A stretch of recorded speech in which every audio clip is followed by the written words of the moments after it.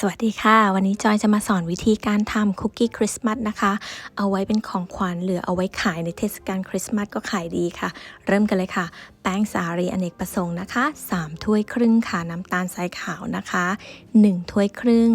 ผงฟูครึ่งช้อนชาไข่ไก่อุณหภูมิห้องนะคะ2ฟองค่ะแล้วก็เนยเค็มอุณหภูมิห้องค่ะ226 กรัมนะคะตีเนยด้วยความเร็วปานกลางนะคะประมาณ 1-2 นาทีจากนั้นเติมน้ำตาลทรายลงไปค่ะแล้วตีให้เข้ากันนะคะจนเนยเนี่ยเปลี่ยนจากสีเหลืองๆเนี่ยเป็นสีขาวแบบนี้นะคะแต่อย่าตีนานเนาะจากนั้นเนี่ยเราก็ปาดข้างๆโบค่ะให้ส่วนผสมทุกอย่างเข้ากันดี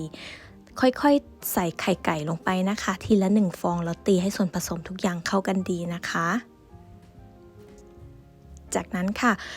ผสมผงฟูนะคะลงไปในแป้งแล้วก็ค่อยๆเติมแป้งลงไปในโบนะคะตีแป้งกับ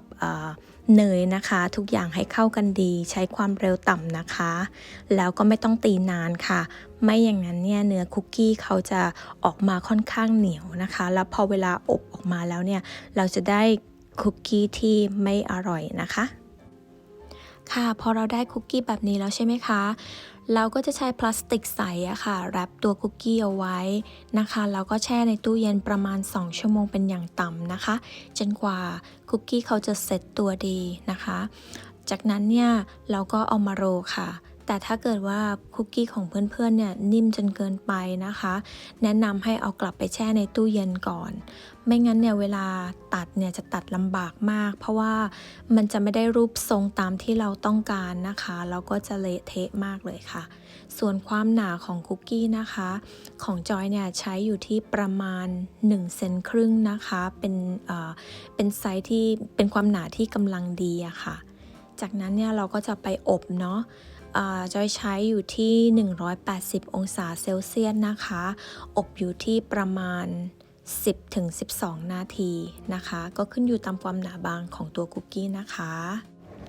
เอาละค่ะมาในส่วนของ Royal Icing นะคะที่ใช้แต่งหน้าคุกกี้กันบ้างค่ะจอยใช้นะคะน้ำเลมอนสดค่ะ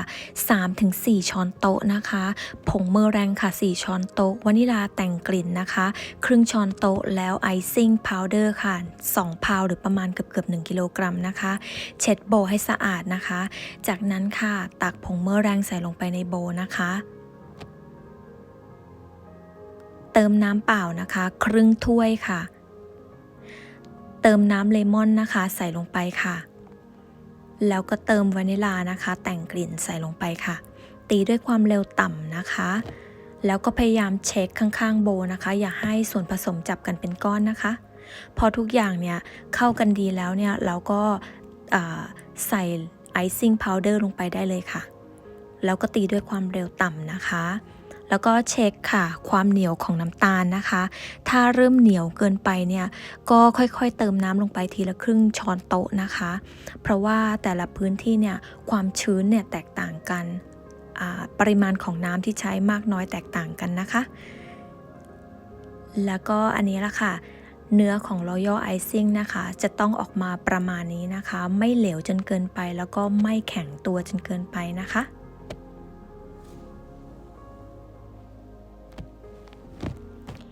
ส่วนของสีนะคะจอยจะใช้สีเจลนะคะเคยใช้สีน้ำแล้วนะคะสีแยกตัวออกจากRoyal Icing นะคะทำให้แต่งหน้าคุกกี้ออกมาแล้วไม่สวยเนี่ยค่ะจอยจะแบ่งออกเป็น2 เซตนะคะเซตแรกพอเวลาเพื่อนๆตักขึ้นมาแล้วเนี่ยRoyal Icing เขาจะตั้งเป็นยอดอ่อนๆแบบนี้อันนี้นะคะจอยเก็บเอาไว้เขียนรายละเอียดนะคะแต่งขอบนะคะหรือว่าใช้ในการวาดลวดลายที่ต้องการดีเทลมากๆนะคะอันนี้จะไล่อากาศออกจาก Royal Icing นะคะก่อนจะใช้นะคะก็คือมัดปากถุงนะคะไม่ให้อากาศเข้าไปเนาะจากนั้นส่วนที่เหลือค่ะเติมน้ำลงไปนะคะให้มีความเหลวนิดนึง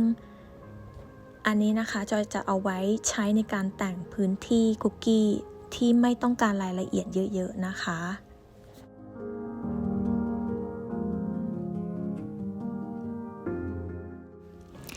เอาละค่ะจอยก็จะไม่พูดแล้วเนาะก็จะให้เพื่อนๆเนี่ยได้รับชมนะคะการตกแต่งคุกกี้ของจอยในแบบต่างๆนะคะ แต่ถ้าใครนะคะชอบวิดีโอนี้นะคะก็ช่วยนะคะกดไลค์กดแชร์กดติดตามนะคะกด Subscribe เขียนคอมเมนต์ที่เป็นประโยชน์นะคะหรือว่าคำแนะนำต่างๆไว้ให้ด้วยนะคะเดี๋ยวจะได้มาอ่านให้นะคะแล้วถ้าเกิดว่าใครเนี่ยลองไปทำตามดูแล้วนะคะก็อย่าลืมนะคะส่งรูปมาให้ดูด้วยนะคะขอบคุณมากนะคะ